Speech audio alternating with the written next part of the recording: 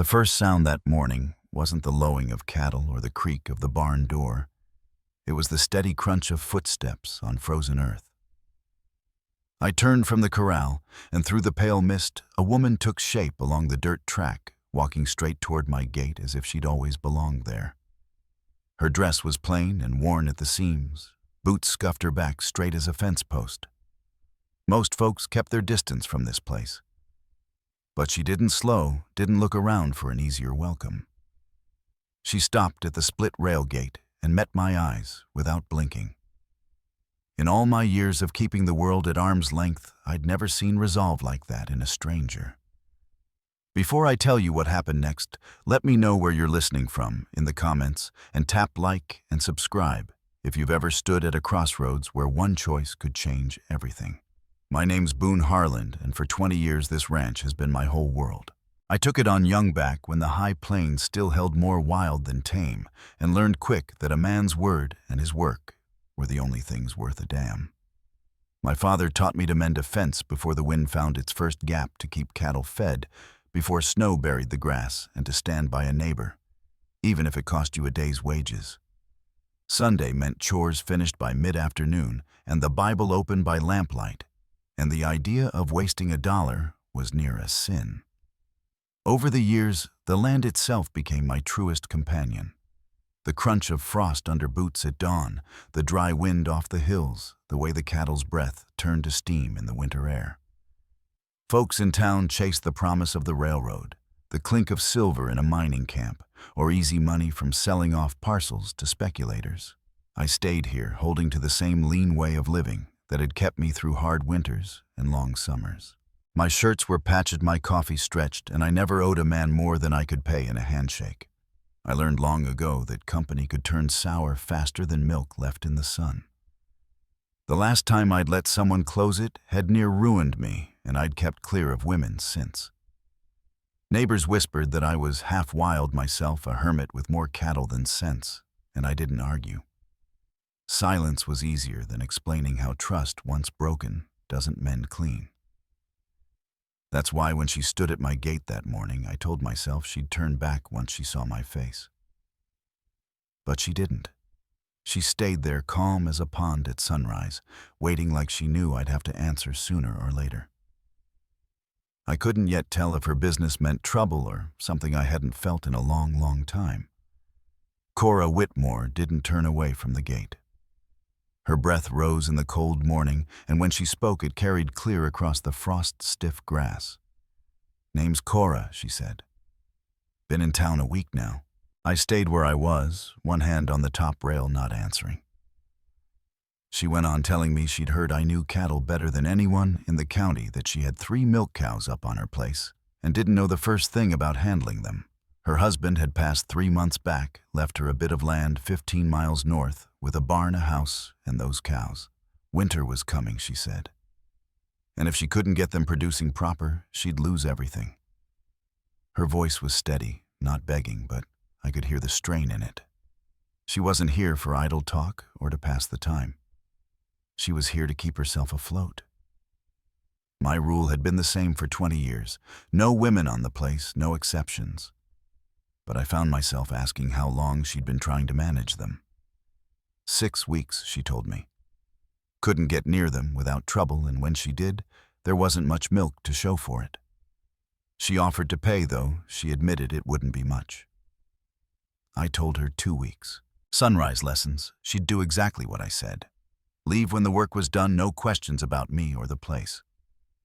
If she missed a day or stepped outside the rules, it ended. She agreed without blinking. I told her to come dressed for work and to bring gloves, else the job would tear her hands raw. When she turned and walked back down the dirt track, the fog closing around her, I felt the old quiet settle heavy again, but different now, as if something was waiting at the edges. Next morning, she came before the sun, cleared the ridge hair, braided back gloves in hand and boots that had seen plenty of miles. We walked to the barn, without much said, the ground crunching underfoot. Inside, the air was warmer from the bodies of the cows, and the smell of straw and leather filled the space. I showed her how to move slow, keep her voice low. let the cow know she was there before she touched her. Bessie, my gentlest Holstein, stood steady for me but shifted when Cora took my place. I told her to breathe, loosen her shoulders, and try again. This time, Bessie stayed put, long enough for her to coax a few streams into the bucket. By the fifth morning, she was finding her way around the work. She spoke soft to each animal, set the stool without fuss, and listened close. When I pointed out small things, the swish of a tail, the tilt of an ear that told you the cow's mood. She asked how I'd learned to read them so well, but when I didn't answer, she left it be. Later, as we stored the milk in the cooling shed, she asked if I'd always worked alone here. The question caught me short. I told her it wasn't her business, maybe sharper than I meant to. She dropped her gaze, said she was sorry, and promised to keep to the cattle from now on. On the 8th day, she didn't come. At first, I told myself it was no surprise folks give up when the work's too hard. But the longer the morning stretched, the more wrong it felt. She'd been early every day, never once slacking, and now there was nothing but the wind moving through the pasture. By afternoon, I saddled my horse and rode into town. The boarding house keeper told me she'd taken sick with a fever, been down for 2 days. I left word that she wasn't to worry about lessons until she was fit, then rode home with the sun low behind me, and more relief than I cared to admit. 2 days later, she was back pale and moving slower, but still set on picking up where we'd left off. When her hand shook on the milking stool, I told her to sit and rest. She didn't want to waste my time, but I said it plain, pushing herself would help no one. That's when she told me the land and those cows were all she had left of her husband's dream. Selling wasn't an option. He'd believed in her, even if she'd never worked stock before. She was going to see it through. There was a quiet between us after that, filled with the sound of milk hitting the pail and the soft rustle of hay. I didn't say much, but her words stayed with me. She kept coming each morning, stronger than the last, the cows growing calmer under her hands. 2 weeks would end soon, and we both knew it. Still, she worked as if there was no clock on the time. On the last day, she moved through the barn with the ease of someone who belonged there. She thanked me for the patience for teaching her, without rushing her along. I told her she'd found her rhythm with the cattle.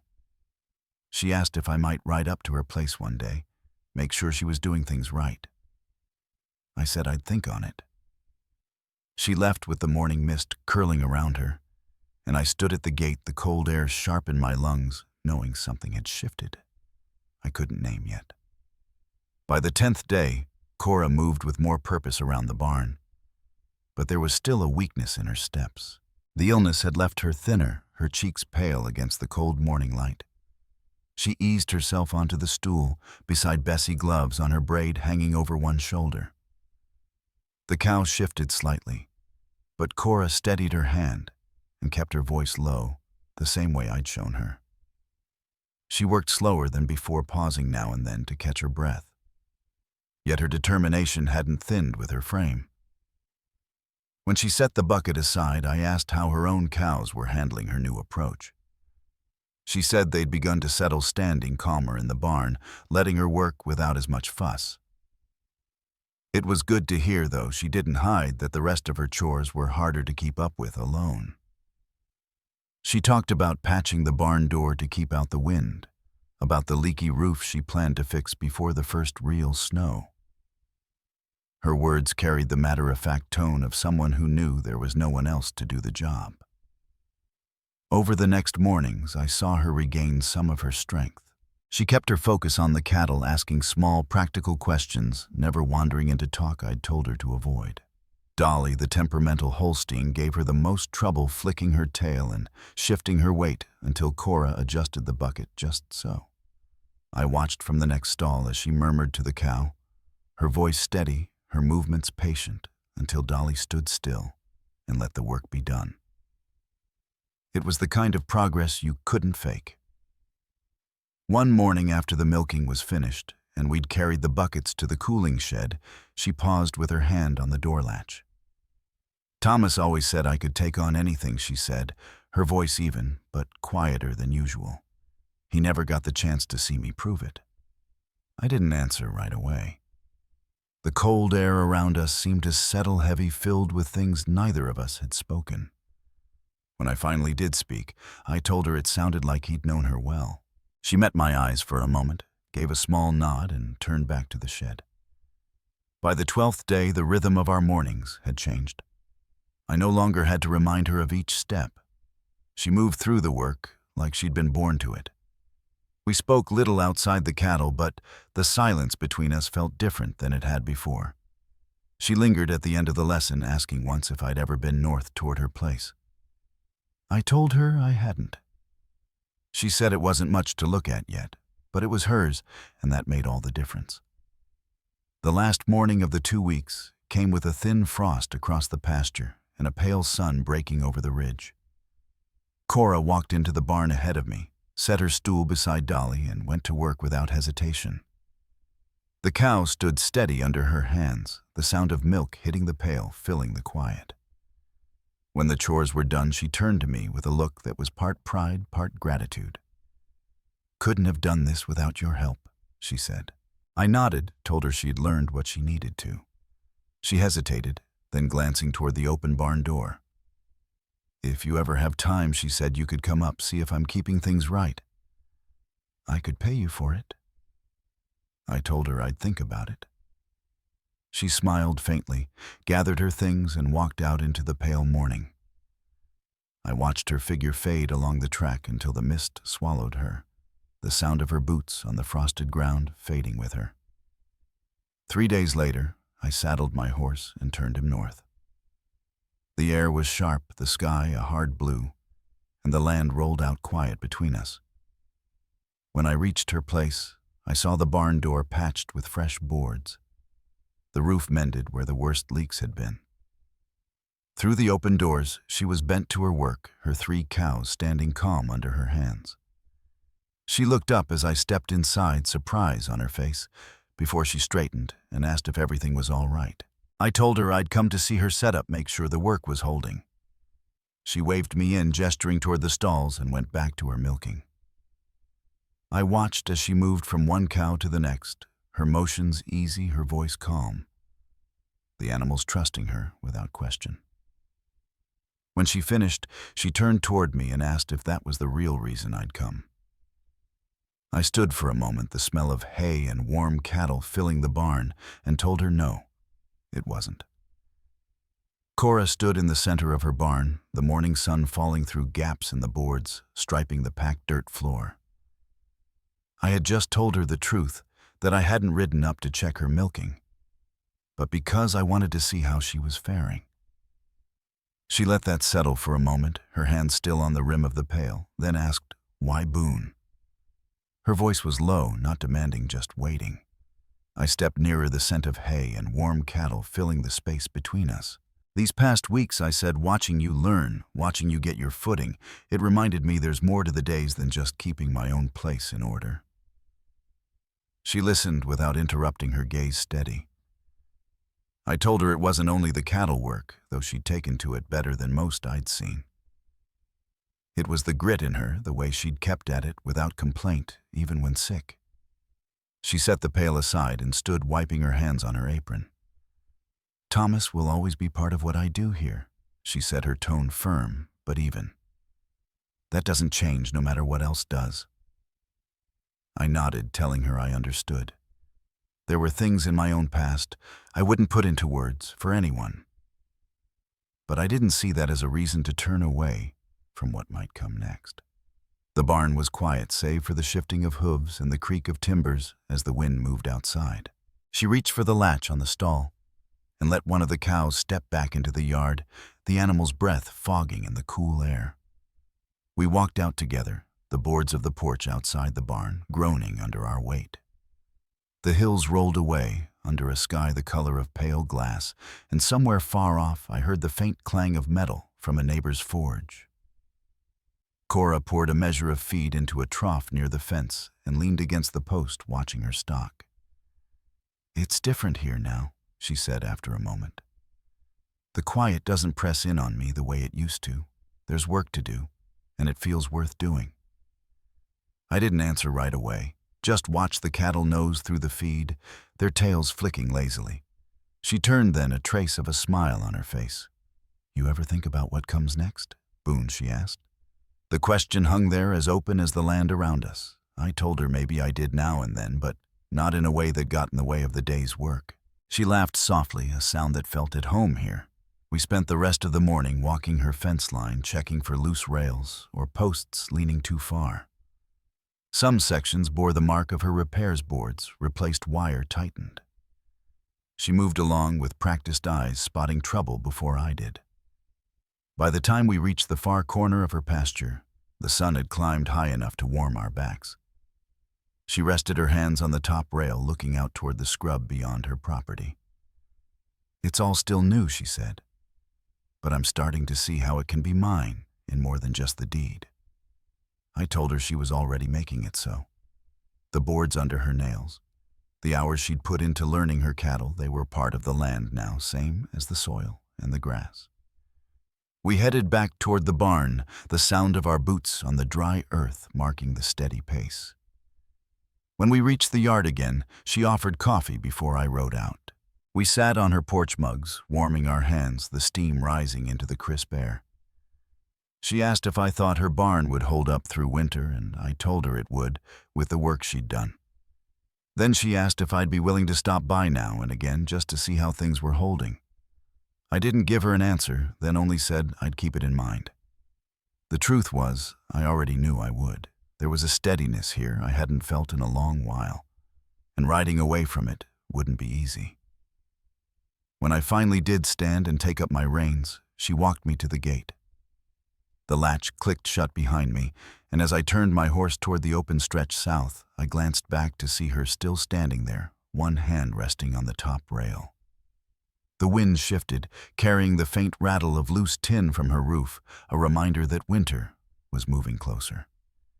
By the time I reached the ridge, the sun was leaning westward, and a long shadow stretched across the valley floor. Ahead, the trail curved toward home. But behind me, her small ranch was still in view, the barn and house sitting square against the fading light. I had the sense that this wasn't the last time I'd ride that way. A week passed before I rode north again. The weather had turned sharper, the wind off the hills, carrying the bite of early snow. I found Cora in the yard, splitting kindling, the sleeves of her work dress rolled high, her breath visible in the cold. She looked up as I dismounted, offered a nod, and set the axe against the chopping block. "I was just about to start on the south fence," she said, wiping her hands on her apron. I told her I'd lend a hand. We carried tools down the line, boots crunching over frosted grass, the posts casting long shadows in the late morning sun. The repairs were simple, tightening wire, replacing rails. The last windstorm had rattled loose, but we worked without hurry, the sound of hammer strikes and the occasional call of a jay, the only interruptions. At the far end of the pasture, she leaned against the top rail, taking in the sweep of land toward the ridge. When I first came here, she said it felt like the whole place was waiting for me to fail.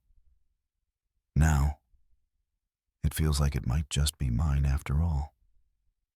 I glanced at the barn in the distance, the roof patched with fresh boards, the neat stack of wood near the side wall.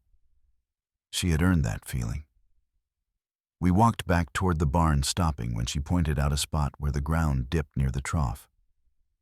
"If the freeze comes quick, that'll turn to ice," she said. "Could be trouble for the stock." I told her we could lay a plank walkway there, something solid for the cattle to cross. She smiled at the suggestion, already thinking of where to find the lumber. In the barn, the air was warmer, holding the scent of hay and animals. She checked each stall, running her hand over the smooth wood, pausing to adjust a latch or refill the feed bin. Her motions were practiced, now no hesitation in the way she moved among the cattle. I watched her, with Dolly the most temperamental of the three. The cow stood steady under her hand, chewing slowly as Cora worked. When the chores were done, she poured coffee from a pot that had been keeping warm on the stove. We sat at the small table near the window, the steam curling between us. "I've been thinking about putting in a proper loft," she said, "somewhere to store more hay so I'm not hauling from town as often." I told her it was a sound idea, though it would mean more work before winter deepened. Her eyes held a steady light as she talked through the details, how she'd measure the beams, where she'd anchor the supports. She spoke like someone planning for years ahead, not just the next season. That kind of resolve was rare, and it didn't come from anyone else's hand, but her own. Before I left, we stepped onto the porch. The air was sharper now, clouds rolling low over the hills. She pulled her shawl tighter and said, "Boone, if you've got time later this week, I could use another set of eyes on the back pasture. There's a stretch near the creek I'm not sure about." I told her I'd see what I could do. I rode away with the wind at my back, the scent of wood smoke trailing from her chimney until the land swallowed it. Ahead, the trail bent toward home, but the image of her standing on that porch, the sky darkening behind her, stayed with me. By the time I reached my own gate, dusk had settled deep enough that the lantern on the porch cast a narrow ring of light. I swung down from the saddle, loosened the cinch, and led the horse into the barn. As I hung the bridle on its hook, I heard the faint thud of hoofbeats, in the distance steady, deliberate drawing closer along the road. Whoever was riding wasn't in a hurry, but they were coming straight on. The hoofbeats grew clearer until a lone rider came into view along the road. The horse was a chestnut gelding moving at an easy lope. As he drew close, I saw it was Ray Coulter, the post rider from town. He reined up at my gate, the leather of his saddle creaking as he leaned down. "Got something for you, Boone," he said, pulling a folded envelope from his satchel. "Came in on the morning stage. I took it feeling the weight of it heavier than a simple letter. My name was written in a careful hand I didn't recognize." Ray tipped his hat, said he had 3 more stops to make before sundown, and turned his horse back toward the road. I carried the envelope inside the lamplight, catching on the seal. Breaking it, I found not just a letter, but a folded sheet of paper tucked inside along with a short note from Cora. The note was plain. She'd been approached by a man offering to buy her land cash on the table. His name, she wrote, was Elias Mercer, a cattleman with holdings west of the ridge. She asked if I knew him and if I'd come by before she gave him an answer. Beneath her note was a copy of the offer, more money than her place might fetch in a lean year, but not enough to justify giving it up if she meant to keep building. The next morning, I saddled early and rode north. Frost covered the grass, the air crisp enough to sting the lungs. Cora was in the yard when I arrived, stacking wood. She waved me over the copy of the offer, already in her hand. "He says he's got buyers lined up for my cattle and plans for the land," she said. I told him I'd think on it, but I'm not sure what's fair. I told her I'd heard of Mercer. He had a habit of buying small spreads cheap when owners were in a pinch, then flipping them for more or folding the land into his own ranch. "Did he give you a reason he wanted this place?" I asked. She said he talked about grazing rights and water access, but nothing about the house or the barn. We walked the fence line while she told me about his visit. He'd come on horseback alone, but carried himself like a man used to getting his way. He'd looked over her cattle, asked about her hay stores, then made the offer before riding off. No talk of partnership or lease, just a sale. Back at the barn, she set out coffee, her hands wrapped around the cup for warmth.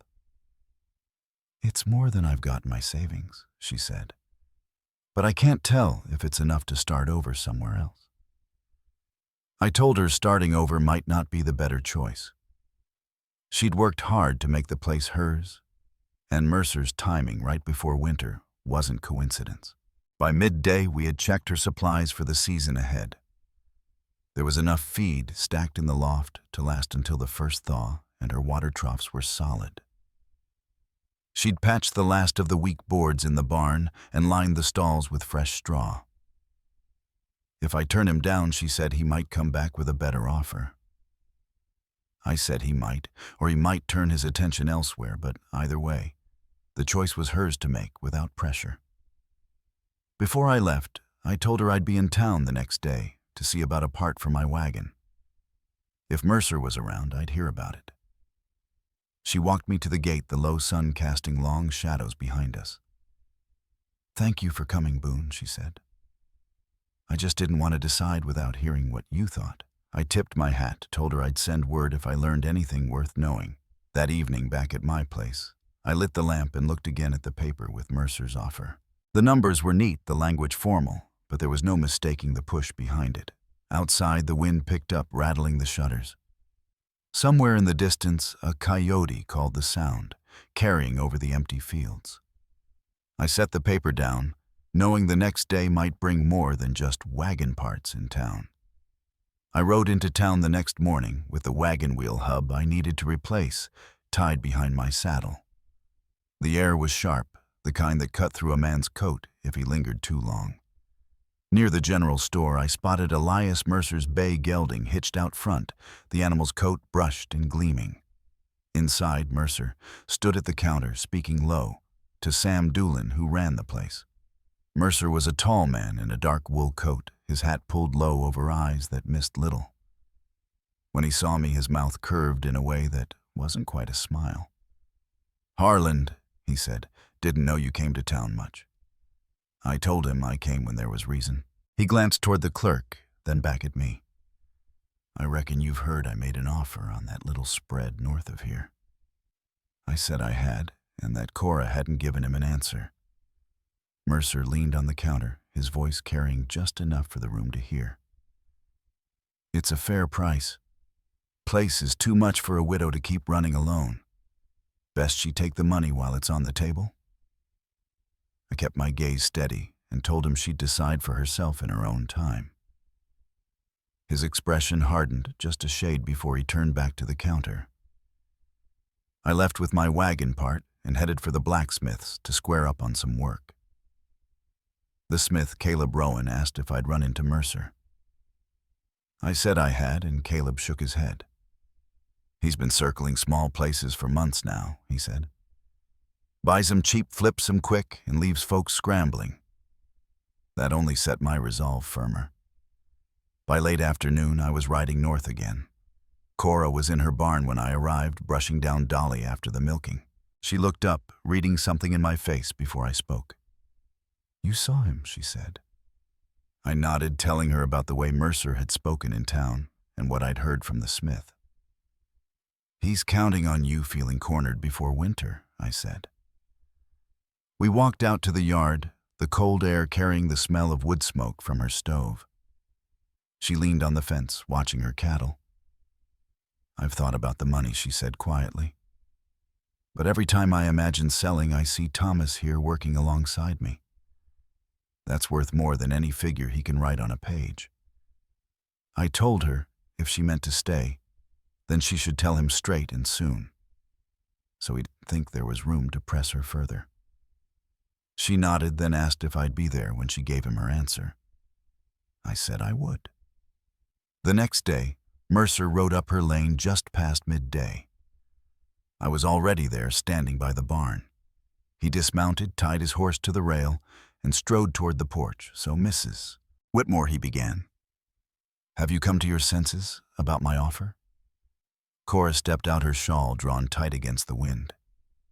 "Mr. Mercer," she said evenly, "I've decided not to sell. This land was my husband's, and it's mine now. I'll keep it." His jaw tightened, and he cast a glance in my direction. "You think you can run this place alone?" he asked. She didn't flinch. "I've been doing it," she said, "and I'll keep on doing it. Now I'd appreciate you leaving my property." For a moment, the only sound was the wind moving through the bare branches beyond the yard. Then Mercer tipped his hat, turned, and mounted his horse. Without another word, he rode back down the lane. Cora watched him go, then let out a breath she'd been holding. "Thank you for being here," she said. I told her she didn't need me to speak for her. She'd handled him well enough on her own. Still, I stayed a while longer, helping her shore up the gate before I headed home. By the time I reached my own place, dusk was falling, the light fading fast over the hills. As I unsaddled, I couldn't shake the thought that Mercer might not be finished. Some men didn't take kindly to being turned down. The first snow was coming soon, and with it the kind of stillness that could hide more than just weather. Snow came in the night, laying a clean white sheet over the hills and softening the edges of the fences.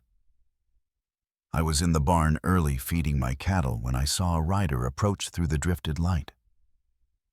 It was Cora bundled in her shawl, her breath curling in the cold. She dismounted at the gate and stepped inside, brushing snow from her gloves. "I wanted to tell you," she said, "I haven't seen Mercer since that day. A neighbor told me he's turned his attention south." Her voice was steady, but there was a warmth beneath it. "The cattle are holding through the weather. I'm set for the winter." I asked if she felt certain about her choice. She smiled faintly. "I do. This land's mine to keep now, and I know how to work it." We shared coffee by the barn stove, the quiet between us, filled with the small sounds of cattle shifting in their stalls. She spoke of plans for spring, repairing the south fence, planting a small kitchen garden, maybe adding a few more cows. Each word carried the weight of someone who had earned the right to plan ahead. When she rose to leave, I walked her to her horse. She set her boot in the stirrup, then paused. "Boone, thank you for standing by me when I needed it and for letting me stand on my own when it mattered." I told her she'd done the hard part herself. She shook her head slightly, then swung into the saddle. I watched her ride off along the ridge trail, the snow breaking under her horse's hooves, the morning sun catching on her hair.